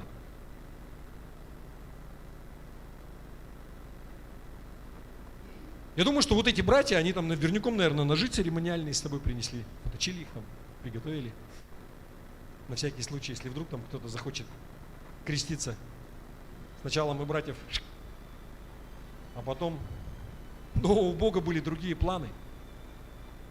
И вы знаете, я здесь также это вижу. Ну, если бы Бог, Он оставил это, я не знаю, как много братьев из язычников захотели бы креститься. Ну, по крайней мере, было бы гораздо сложнее. Тут и так-то братьев у нас что-то не особо много. Да? А тут еще и самые верные бы были, да? Но шутки шутками, но вы, насколько глобальные, просто драматические перемены. Бог, у него просто, знаете, у него такой короткий путь. Не нужно уже обрезание. И это то, чем Петр, он потом делился на конференции вот на этой в Иерусалиме год спустя. И на самом деле это такой спорный вопрос был. Сейчас для нас это не вопрос. Но этот вопрос вот в первое столетие церковь постоянно и постоянно поднимался. Им были многие такие, говорили, ну как так-то? Но смотрите, что в конце, сначала там спрашивали Павла на этой конференции, Варнаву, и они свидетельства, они все рассказывали, и в самом конце дали вот слово Петру. И что он рассказывал? Деяния 15 глава, 8-9 стих. «И сердцеведец Бог дал им свидетельство, язычникам, даровав им Духа Святого, как и нам». Внимание. «И не положил никакого различия между нами и ими, верою очистив сердца их». Как тяжело было им принять. Мы с рождения верим в единого Бога, а эти язычники поклонялись непонятно кому и чему, и им даже обрезаться не надо. Просто сказали им вот так вот все по благодати. И Дух Святой сошел, и чудеса. Насколько тяжело для них было. И вы знаете, людям свойственно все время беспокоиться и переживать. И вот у нас есть люди гораздо постарше меня в церкви, да? Не сказать, что я прямо такой старый, но, знаете, я еще Советский Союз застал. Если так вдуматься, знаете, есть такая пословица на русском. Не дай Бог вам жить в эпоху перемен. И когда я жил, помню, в школе вот учился, так думал, ну вот круто же было, да, вот когда там дедушки, бабушки там, что только не застали. Сначала империя была, потом гражданская война, потом Великая Отечественная, потом, а у нас там что? Застой. Брежневские времена, ничего не происходит, скучно. Ну да, это было такое, пристегнись потом. Сейчас смотришь, и как бы вот он был союз, и вот он развалился, и ну, я даже не хочу ни с какой точки это оценивать, но какие перемены были и в обществе, и в том числе в церкви. Вы посмотрите, церковь вот она была, и мы там готовились, у нас были какие-то образы. Евангельская церковь в России, ну, она на самом деле давно уже. И баптисты у нас все время как бы были и существовали, и я покаялся в баптистской церкви. Но церковь, она тоже, как бы, знаете, церковь это отображение общества, и общество, оно меняется. И сейчас я верю, что наше общество, оно тоже стоит на пороге больших перемен. И мы видим уже, они, как бы, ну, общество, оно меняется. Но что-то мне подсказывает, что это только начало. Что еще будет? Мы не знаем. И мы не можем на это повлиять, как будет меняться общество, какие процессы там будут происходить. Но я верю, что церковь, она должна отвечать на потребности общества. Вы понимаете? Отвечать на те вопросы, которые есть у людей в этом обществе. И если ты от них отдаляешься и как бы говоришь, мы такие правильные, отойди от меня, грешник, то ну, кто пойдет? Да? Еще раз, церковь не должна прогибаться. Вот может быть как яркий пример такой, знаете, вот человек пришел первый раз и сразу начинает как бы диктовать какие-то вещи. Ну, ненормально это. Что будет дальше? Вопрос. Никто не выгоняет никого. Ну, сядь спокойно, посиди сзади. Не хочешь, никто тебя не держит, сам пришел, сам ушел. То есть церковь, она не прогибается под этот мир, но она меняется для того, чтобы отвечать на потребности людей в этом мире. Вы понимаете, тонкая грань такая. Я понятно излагаю? Ну, как бы никакого диссонанса не возникает.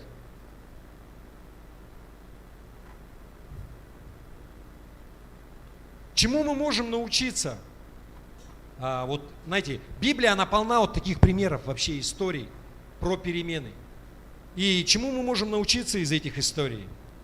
Первое, вы знаете,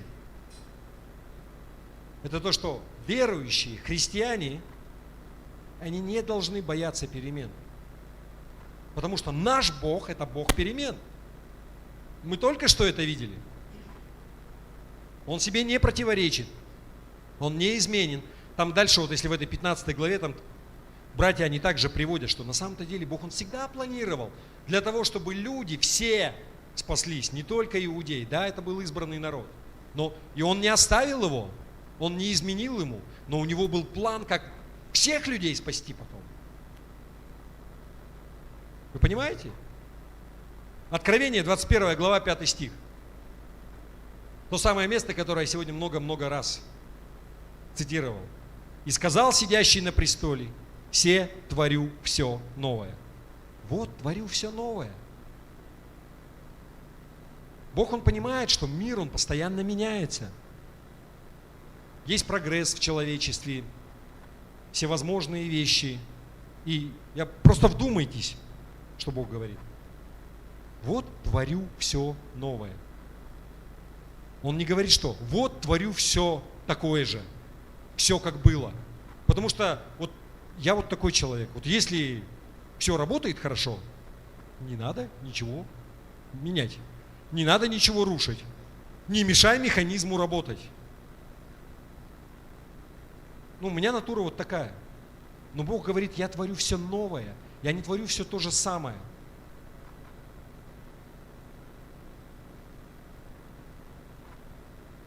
Но наш Бог – это Бог перемен, который может делать великие дела. Когда, внимание, люди в церкви, они позволяют Ему это делать. Тогда высвобождается вот это что-то, что меняет жизни людей в церкви. Иногда, да, люди, они сопротивляются, и Бог, Он Бог всемогущий, и Он может что-то сделать, знаете, как с пандемией с этой. Я верю, что Бог, Он все контролировал. Я не говорю, что Он это вызвал, но Он точно контролировал. И это не произошло без Его ведома, знаете. Но Он может все повернуть во благо. И как бы люди там не сопротивлялись, что бы они там ни говорили, и как бы они ни молились, и не связывали болезни там и так далее, но у Бога есть своя воля. Он суверенный Бог. Да? Но бывают такие ситуации, когда Бог, Он, что-то в других моментах в церкви, Он пытается что-то сделать, Он пытается благословить, Он приготовил что-то лучшее. Но люди, они не готовы. И они знают, там было хорошо. Нам не надо лучше, нам надо вот так, как было. Пусть будет вот все тихо, спокойно. Вы понимаете? Хорошо это или нет? Оно может быть и неплохо, но церковь лишает себя лучшего. Понимаете? Я помню, как Борис Кохан, он говорил, что они проводили молодежные, как собрания такие, знаете, и вот там такая тусовка, а он сам, вы знаете, он консерваторию закончил по баяну, в смысле, баян, гармошка. И вот он для старшего поколения, вот он что делал? А что нужно для старшего поколения? Чай, печенье и гармошка. Все. И это неплохо. Но это для того поколения. Но новое поколение ты туда не заманишь. Может быть, кто-то придет, на контрасте разочек посмотреть. Но они выросли совершенно в другом, они живут в другом. Если ты хочешь их достичь, ты должен говорить на их языке. Вы понимаете? Гармошка, она уже не пройдет. Но Бог хочет, чтобы церковь, она достигала людей в этом мире. Аминь. Идите и проповедуйте. Если ты хочешь достигать людей, ты должен говорить на их языке. По крайней мере, что-то, что понятно им будет. Для того, чтобы, смотрите, цель-то какая? Как можно людей больше привести ко Христу. И поэтому, я думаю, если ты помнишь, что у тебя такая цель, ради Бога можно меняться. Потому что я не очень люблю меняться. Знаете, вот такая есть фраза избитая, вот зона комфорта и так далее. Я вот, как-то не очень это все. Но вот это вот и есть, знаете, вот как бы вот. Что такое зона комфорта? Это то, к чему человек он привык, то, что он всегда делал. Не надо ничего менять, не надо менять никакую рутину. Тогда и рисков никаких. Вы знаете, вот, например, бытовая техника в доме. Вот стоит у тебя, например, телевизор вот такой пузатый, полкомнаты занимает. Показывает же. Чего выбрасывать? Как-то вот ты понимаешь, что он как-то и несовременный, у него рамка больше, чем экран вокруг, и как-то кинескоп уже подсел, не так кажет. Как-то все это же надо вот только вынести его, это целый труд. Выбросить на помойку, может быть, кому-нибудь предложить, может, церковь заберет. И таким образом я от него избавлюсь. И ты тянешь, и тянешь, и тянешь, пока он не сломается. Вот если он сломается, перемены быстрые, ты привык к нему, да? Или, знаете, у меня холодильник как-то сломался летом. Вот я вам скажу, я озадачился. Но, слава Богу, знаете, как бы вообще в церкви у нас люди были, которые предложили холодильник. Спасибо им большое. Смотри, они не знали, просто в группу написали. Победила скорость реакции, я просто написал, мне нужно. Но я долго тянул этот холодильник, он уже 4 раза ломался у нас старый, с компрессором. И там просто этот холодильник японский, компрессоры эти уже не делают, он какой-то сложный, где-то его заказывать это все долго. И я понимал, что надо что-то делать и чего-то менять, но все это тянулось и тянулось и тянулось.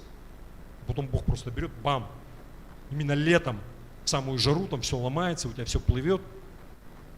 Тогда уже перемен. Знаете, вот я к чему это также говорю, что чтобы не доводить до этого, чтобы Бог тебя, знаете, так потихонечку подталкивает, может быть, какую-то в свою волю в тебя, если ты понимаешь.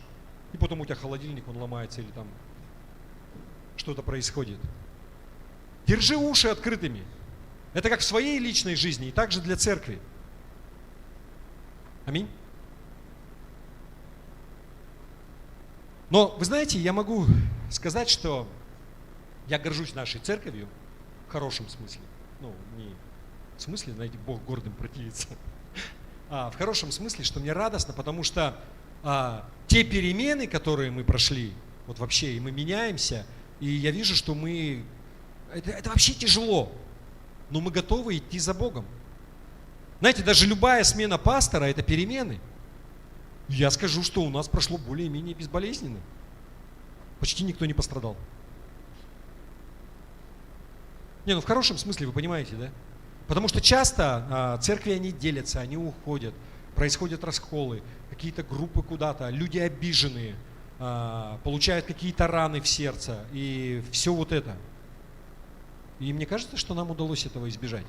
Знаете, вот как-то пройти без каких-то вот глобальных катаклизмов, без того, что кто-то обиделся.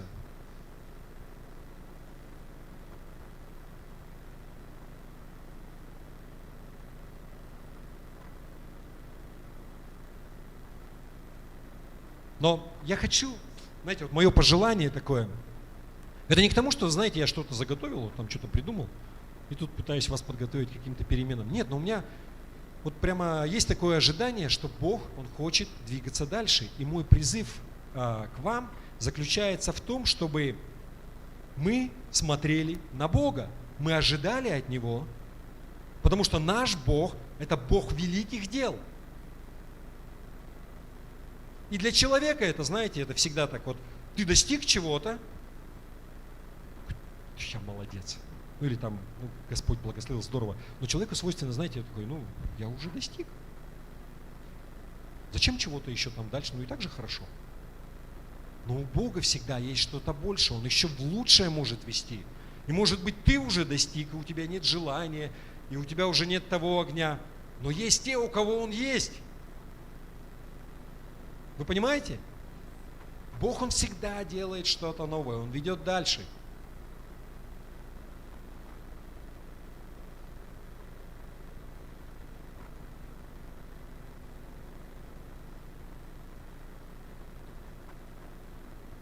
Я хочу вас ободрить, что нужно всегда мечтать о большем, о большом, потому что у нас большой Бог. Понимаете? Наш Бог, Он способен творить большие дела.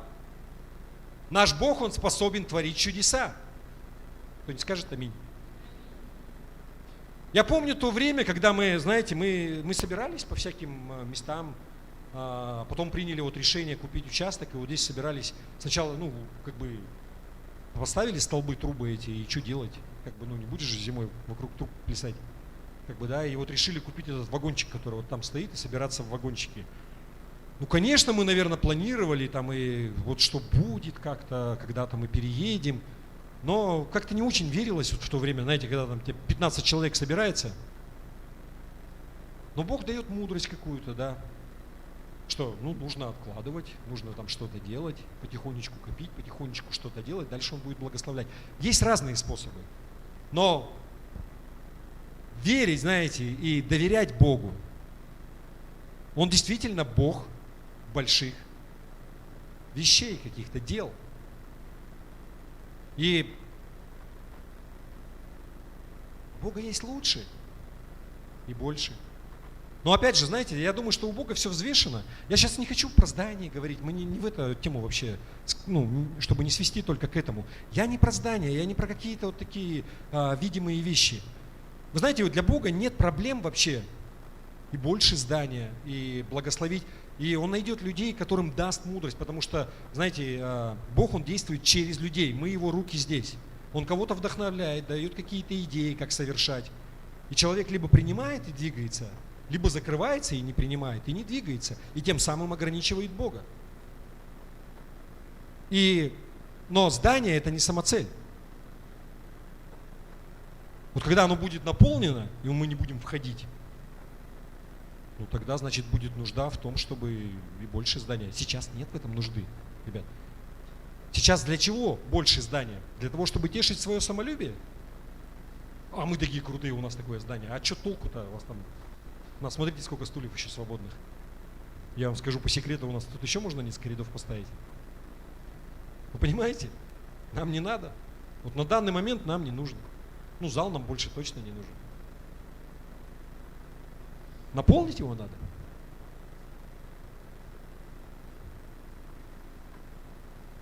Еще раз, мы живем в мире, который меняется стремительно, просто на глазах. Единственная не меняющаяся константа в этом мире – это Бог. Бог, Он неизменен. Мир, он меняется. Но смотрите, Иеремия 29 глава, 11-13 стих. Бог, Он объясняет следующее. «Ибо только я, в смысле Бог, знаю намерения, какие имею о вас, говорит Господь. Намерения во благо, а не во зло, чтобы дать вам будущность и надежду. И воззовете ко мне, и пойдете, и помолитесь мне, и я услышу вас. И взыщите меня, и найдете, если взыщите меня всем сердцем вашим».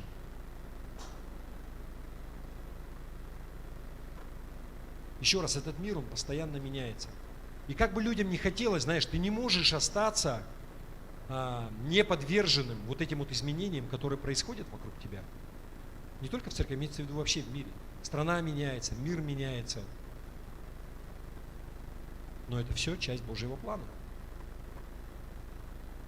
Тот план, который Он имеет для нас и во благо для нас. И если у тебя какие-то сомнения, ты впадаешь, ты не знаешь, зачем, почему, у тебя какое-то смущение, вот то, что мы прочитали, приди к Богу и помолись. И Он услышит, и Он успокоит.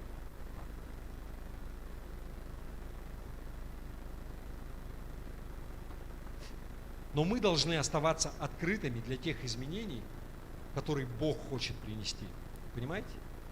Помните, когда я в самом начале проповеди я вот рассказывал и приводил в пример вот церкви, В чем отличие, например? Почему вот многие церкви, они тогда начинали, и какие-то церкви. Сейчас смотрите, внимание.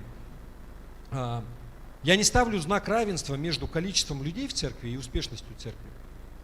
Ну, очевидно, что церковь в каком-нибудь маленьком городе, она не может сравниться с церковью в Москве. Или церковь где-то сельская, деревенская, да, с городской церковью. У них разные задачи. И успешность церкви, она не в количестве людей. Не в этом. Но ты приходишь в церковь, и ты видишь, что в ней есть жизнь. Да? Что люди, они спасаются, либо что жизнь людей, она меняется, есть молитва. Вы понимаете, о чем я, да? То есть бывает, приходишь, и ты понимаешь, что там жизни нет. Ну или она еле-еле теплится, вот как я вот был, например. Причем, ну, хорошее учение, все правильно говорят, все правильно делают. Но жизни нет. И вот в чем отличие, вот как бы начинали церкви, например, в 90-х годах, и какие-то церкви, они преуспевают, еще раз, я не про количество. Может быть, это не очень большая церковь, но и там есть жизнь, и она движется, и она что-то несет, и она выполняет служение. Я думаю, что разница заключается в том, что находятся люди, которые, что церкви, они остаются с открытым восприятием к Богу, знаете. Что мы всегда готовы идти за Господом, что Он не просто, знаете, что Он еще нас не привел. Вот как бы вот, иногда бывает такое вот у меня чувство, что человеку свойственно, ему хочется куда-нибудь дойти, уже сесть и успокоиться и отдохнуть. Но Бог-то Он идет дальше. Вы понимаете? Поэтому оставайся открытым для Бога, для тех перемен, которые Он хочет делать. И смотрите, перемены можно воспринимать по-разному. Еще раз, я не пытаюсь сейчас сказать, что мы что-то там будем делать, но есть две крайности. Первая крайность – это когда мы можем взять такие, да, вот, все, Бог нас ведет в этом, все старое забыли, схватились за это, и как будто ничего и не было. И это неправильно. Ничего хорошего, скорее всего, не будет, но можно куда-нибудь свалиться. Другая крайность – это бояться и отказываться начинать делать что-то новое. И истина, она, как всегда, как правило, посередине. И помните, я приводил уже слова, я как-то вот общался с старшим епископом от Большого объединения Вифания церковь, одна из крупнейших церквей в России, то есть по всему Краснодарскому краю. Это Сергей Юрьевич Накул, и вот мне его слова прямо запомнились. Я спрашивал, как у вас, ну, как-то так вот все. Он говорит, мы как китайцы, пробуем все, а оставляем лучшее. Они не боятся вообще все пробовать. Но если ты что-то, ты понимаешь, что ты делаешь что-то не так, и там как-то оно, ну, никаких проблем, это же не означает, что мы там взяли и отказались. Мы пробуем все, а оставляем лучшее. Есть опыт церквей больших, успешных и небольших, но успешных. Многие вещи, они работают, и можно что-то перенимать, нет ничего страшного в этом. Можно пробовать, но у нас есть своя специфика. Все-таки мы немножко примороженные на севере. Да? Не все то, что будет работать на юге, оно будет работать у нас здесь. Хотя бы потому, что мы не можем себе позволить, как они там беззаботно ходить там зимой куда-то, да. Даже те же собрания организовывать. У нас попробуй, когда месяц-полтинник стоит на улице, да, просто в здание церкви приехать уже подвиг. А требовать от людей, чтобы они здесь, ну вы понимаете, да, то есть есть свои нюансы какие-то. Поэтому оставаться открытым, пробовать все, брать лучшее. Аминь. Даже не знаю, судя по вашим лицам, смог ли я донести то, что хотел. Что-то какое-то уныние. Да не, мы сейчас все равно чай будем пить. Перемены этого не коснутся, не переживайте. Если только в лучшую сторону, мы будем заказывать что-нибудь хорошее. Мясо появится. Знаете, мне недавно пастор Алексей с Камчатки отправлял видео, они проводили субботник в церкви. И, ну, то есть там уборка, там какие-то вещи, и прямо так людей много, и сестры у них готовили какие-то, я не знаю, это у них всегда так, или он мне специально как бы решил это. В общем, они делали роллы. роллы, суши, и прямо в таком количестве, и все такое. Ну, я понимаю, что у них с рыбой как бы особо проблем нету, но тем не менее, знаете, как бы перекусы такие классные. Ну да, я не безо всяких, это это не камень в чей-то огород и так далее. Слава Богу за бутерброды. Я вообще просто, надо же вот какие, а. Но перемены, в том числе и в этом могут быть. Аминь. Поэтому, когда что-то, оно происходит, оно меняется, это не означает, что это плохо. Но помните, что да нет, это хорошо. Бог, Он Бог перемен. Аминь. Все, я закончил. Давайте мы поднимемся на наши ноги. Я хочу, чтобы мы помолились. Потому что реакция какая-то неоднозначная на проповедь.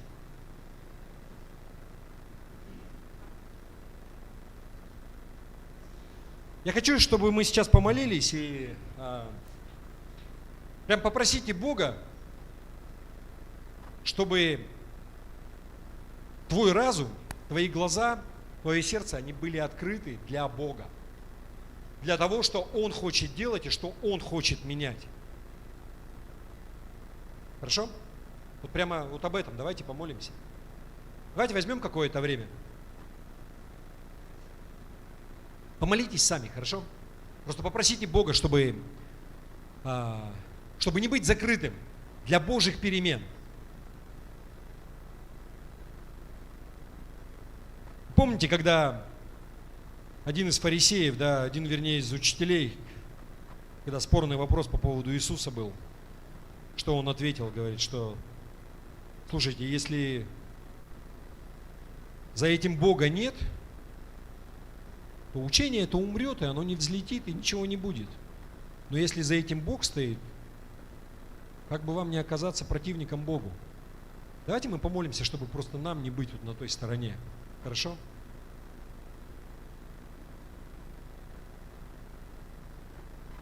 Господи, мы ожидаем от Тебя, что Ты будешь двигаться, и что Ты двигаешься, и что Ты сейчас прямо уже говоришь. И все это время Ты никогда не оставлял. Ты в чем-то ведешь. И позволь нам всегда держать наши глаза, наши уши и наши сердца открытыми к Тебе, к тому, что Ты хочешь делать. И дай нам не бояться перемен, Господи. Перемен от Тебя. Мы хотим, чтобы жизни они менялись к лучшему, чтобы церковь она менялась к лучшему, Господь. Мы уповаем на Тебя и доверяем Тебе. Аллилуйя. И мы просим Тебя, Господи, чтобы было единство в церкви. При всем при этом, Господи, любые перемены кто-то принимает, кто-то не принимает. Но доверяем Тебе. И весь Божий народ сказал. Аминь. А мы что-нибудь еще споем? Пока у нас прославление идет, если вы не торопитесь, присядьте, я еще, знаете, вот вспомню. У меня просто вот такие примеры. Знаете, я не знаю, зачем я это вспомнил, но вы помните, как у нас зал был? Ну, в смысле, до ремонта. Когда мы... Сначала мы покрасили кирпичики, помните, таким белым обвели. Уже лучше стало, да, как-то было. Какие-то штучки повешали, серенькие у нас были, уже тоже лучше было. Но потом мы взяли и покрасили потолок в черный цвет. Вот если просто так сказать вот кому-то, да, ну это же, ну как можно вообще, да? Но, смотрите, на самом деле получилось неплохо, ну как мне кажется. Но всегда найдутся люди, кому что-то не понравится. Знаете, нам нужно быть аккуратными также в том, чтобы наше какое-то вот отношение, оно не принесло разногласия вот вообще по каким-то мелочам. Ну или не по мелочам. Знаете, еще одна вещь, которую я бы хотел сказать. Я помню, когда мы начали петь на якутском языке в церкви. И вы знаете, я помню человека, которому это не нравилось. И человек, который потом допустил горечь в свое сердце, и он ушел из церкви. Жалко ли мне? Ну, конечно, жалко. Но должна ли была церковь ради вот этого человека, например, взять и перестать это делать, если Бог этого не делает? Я так не думаю. И вот знаете, здесь такое вот как бы церковь без тебя нормально будет. Ты без церкви, большой вопрос. Опять же, еще раз, церковь, она одна вселенская, общин много. У каждого свое предназначение, как мы говорим. Но я просто хочу, чтобы Вы понимали вот это, да? Насколько вот можно, нужно быть восприимчивым. Я верю, что это от Бога, что мы поем на якутском, часть на русском, часть на якутском, и как бы однозначно Бог в этом ведет. Вы понимаете? Или вот сейчас, например, когда вот человек пришел в собрание, нужно ли было вот как бы начать перед ним извиняться или там микрофоны там глушить и все вот такое делать? Я тоже не думаю. Знаете, но какие-то перемены, я не знаю, в общем, ладно, я закончил. И так все понятно, да? Давайте мы Господа прославим еще.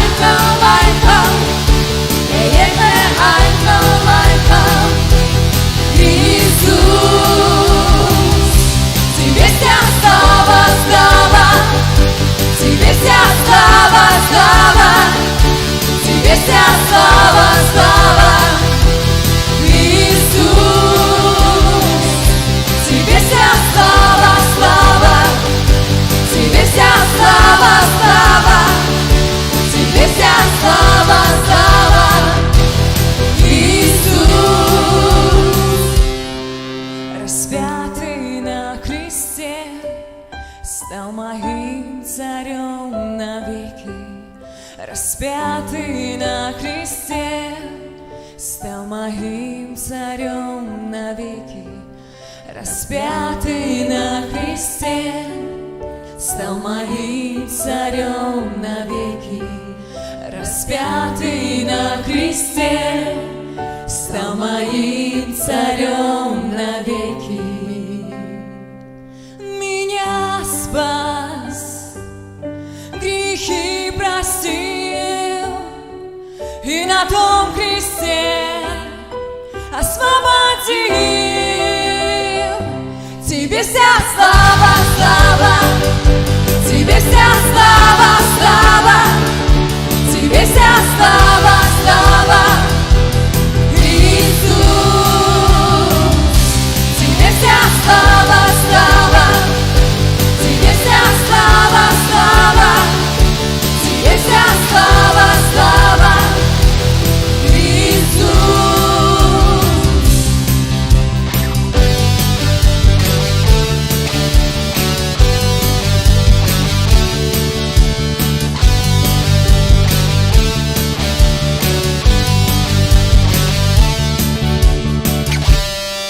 Вся слава нашему Господу. Аллилуйя тебе, наш Бог!